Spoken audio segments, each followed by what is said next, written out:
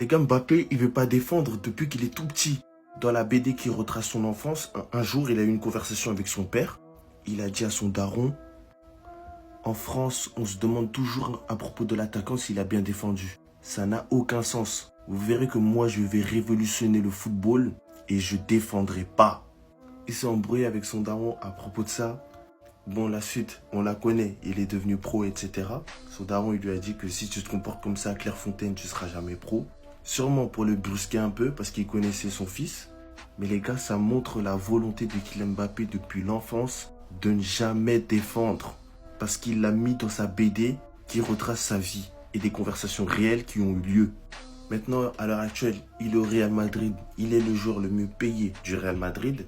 Et ça énerve Vinicius Junior qui veut soit gagner plus que Mbappé, soit autant, sinon il ne prolonge pas. Et moi, je vous le redis encore, les gars. À la fin, il n'en restera qu'un. Surtout quand on voit que Vinicius ne veut plus défendre parce qu'il voit Mbappé plus défendre et que ça lui fout la rage. Enfin, pas défendre du coup. C'était Jorginho du Brésil et dites-moi ce que vous pensez de tout ça. Bao. En vrai, les gars.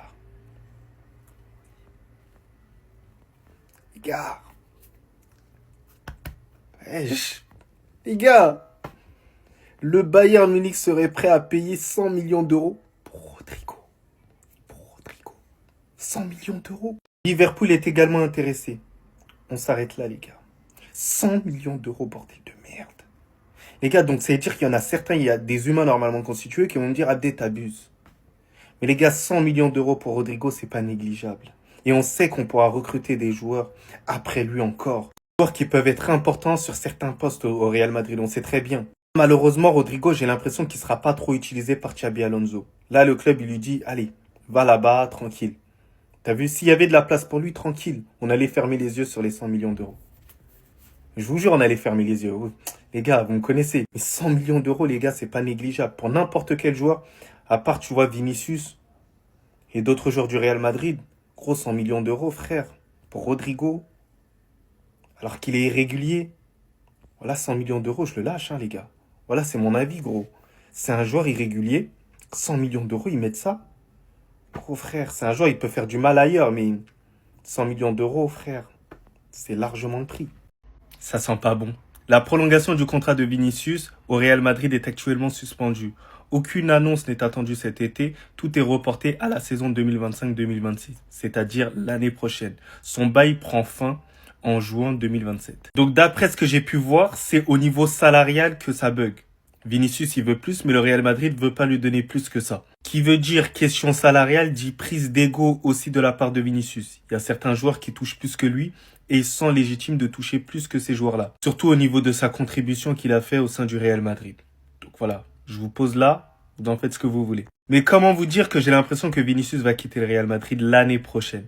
Je le sens, mais direct. Je sens que cette année, ça risque de se dégrader entre les joueurs. Voilà, là, on sent qu'il y a un point peut-être de non-retour. On sent qu'il se sent lésé, manquer de respect à certains moments. Donc moi, je lui en voudrais pas s'il quitte le Real Madrid. Lorsque tu ne reçois pas de respect, faut savoir quitter la table et aller voir ailleurs aussi pour imposer le respect. Donc dites-moi ce que vous en pensez. Mais sinon, ouais, ça à toi. Montre comme alhamdoulilah. J'espère que Yamal il a bien profité des classicos parce que les humiliations c'est fini. Son pire cauchemar est officiellement à Madrid et la saison prochaine il n'y aura pas de célébration pour lui. Il faisait bien le malin parce qu'il jouait contre Fran Garcia. Là on lui a ramené un défenseur qui va lui faire du mal. Fran Garcia il peut aller dormir, merci pour sa coupe du monde des clubs. Mais il peut se mettre à côté, les choses sérieuses vont commencer. Enfin un latéral de haut niveau. Après avoir passé une saison avec une paire dégueulasse, Fran Garcia, Lucas Vazquez, j'avais mal à la tête à chaque match. Yamal qui lui mettait la main sur la tête comme si c'était son toutou. Mais cette fois-ci il devra réfléchir à deux fois avant de faire la même chose. Au-delà de la misère qu'il va mettre à Ike Foué dans les classicos, il a un impact défensif comme offensif qui convient parfaitement à Xabi Alonso. Il a été formé à Madrid donc logiquement il a déjà l'amour du club. Et c'est quelque chose qui manque un peu dans cet effectif. On pourra aussi compter sur lui à la relance parce qu'il est très intelligent dans ses choix. Ça nous évitera de perdre la balle et de concéder 2 buts en moins de 10 minutes. Très bonne nouvelle pour le Real Madrid et très mauvaise nouvelle pour le FC Barcelone. Leur petite pépite va faire des cauchemars malgré lui. On verra enfin le vrai visage de Barcelone pendant les classicos avec un vrai défenseur qu'il met dans sa poche. Bref les gars, la signature elle est carrée et les Barcelonais, rendez-vous la saison prochaine. Vous allez mettre Chouamini dans la merde, écoutez. Comment ça? Parce que tu sais, comme il est parti et qu'ils ont gagné, parce qu'on parle pas du vrai sujet, vous avez tourné autour du C'est quoi le vrai sujet? Non. Mais qu'ils ont gagné et que Kylian était parti. Oui, mais comment c'est ils pas- étaient pas ça sur les réseaux. Non, le truc qu'il faut dire, c'est que tu as vu tous les mecs de Paris qui ont joué là sur ces dernières années, ils ont contribué au Ils ont fait aidé. que... Ah, ok.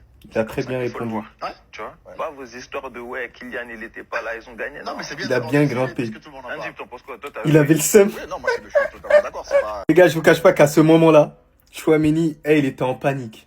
Il était en panique de ouf. Mais ce qui a été fort, c'est quoi? C'est qu'il a réussi quand même à se rattraper, à sortir la phrase qu'il fallait au bon moment. Il y en a plein qui allaient bégayer. Ça montre toute son expérience. Il a parlé du fait que Kylian Mbappé, quand même, il a contribué à l'évolution du Paris Saint-Germain. Ça reste une excuse valable. Mais il y a une question, les gars. Il y a une question qui aurait pu achever Aurélien Tchouaméni. Il aurait rien pu dire. Pourquoi le PSG a gagné sans Kylian Mbappé et le Real Madrid n'a rien remporté avec Kylian Mbappé? Ça aurait été potentiellement la question qui aurait pu l'achever.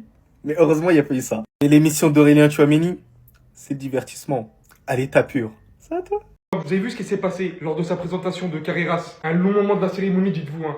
Il est resté comme ça. Tel Naruto quand il était abandonné par le village. Beaucoup n'ont pas remarqué ce détail chez nos nouvelles recrues. Pourtant, c'est ce qui va faire toute la différence. Carreras qui, après quand même s'être levé, cite « Je suis arrivé ici en tant que garçon et je suis revenu en tant qu'homme.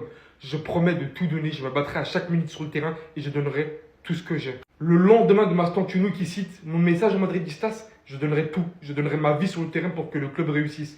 C'est un club où on te donne rien et il faut tout mériter, donc je m'investirai pleinement. » Ces mecs-là, nos recrues là, ils arrivent tous avec une haine, une motivation hors norme. Et cette concurrence qu'ils vont apporter, c'est ce qu'on avait besoin dans ce club. Ils sont clairement là pour montrer qu'ils vont se battre. Vous avez recruté un latéral juste pour stopper Yamal.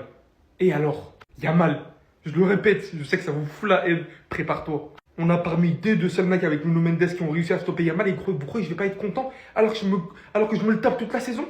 Il va t'accueillir comme ça, avec le grand sourire. Voilà, montre-nous ta haine, petit. On a confiance en toi. Pour ceux qui veulent rien rater des prochains matchs et des actualités à venir, vous avez le lien dans la bio de mon profil TikTok. Tout se passe sur Telegram, vous pouvez vibrer avec les supporters du Real Madrid ici et tout savoir autour de l'actu foot ici.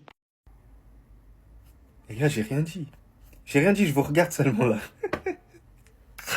Ah, je suis mort. L'AC Milan a demandé au Real Madrid s'ils étaient ouverts à la vente de Franck Garcia. Putain. Les émotions. On ne sait pas encore si le Real Madrid le laissera partir. Les gars, déconnez pas. Déconnez pas, bordel. Déconnez pas, par pitié. Je vous jure que si j'étais dans la direction du Real Madrid, je l'aurais viré même pas pour un panini, les gars. Même pas pour une petite burrata, c'est moi qui vous le dis. Je vous promets, il joue comme un U8. Autant garder Ferland Mendy sur le flanc gauche. Il a des capacités un peu plus défensives. Parce que là, il y a Carreras qui va rentrer, qui est en capacité d'apporter aussi offensivement, mais aussi défensivement.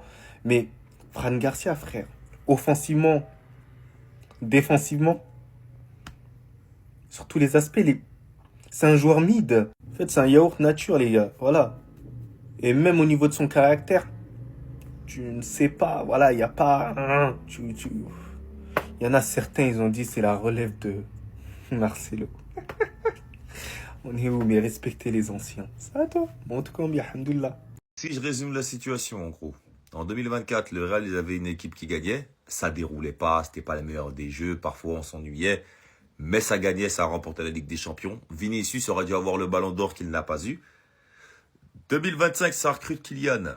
Ça fait une saison ridicule qui a fait rire tout le monde du football. Ouais, ils ont eu la super coupe. Ouais, super. Ensuite de ça, ils font un coupable, ça vire Carlo. Maintenant, ça parle de vendre Rodrigo 100 millions à Arsenal. Et maintenant, on entend que l'entourage de Kylian, il se plaint de Vinicius et d'autres joueurs. Donc, ça dit que Vinicius, il va peut-être pas prolonger ou autre. Moi, je suis pas pour Madrid, donc je suis d'un point de vue extérieur. Si je devais vous résumer tout ça, tout est de la faute de Pérez. Le Real, ça gagnait. Ils ont renforcé là où ils n'avaient pas besoin de renforcer. Cette saison, même s'il y a Xavi Alonso, le Real, on fait une saison blanche. Retiens cette vidéo, je fais que de le dire. Tu verras, parce que Vinicius, Mbappé, ils vont tous rester.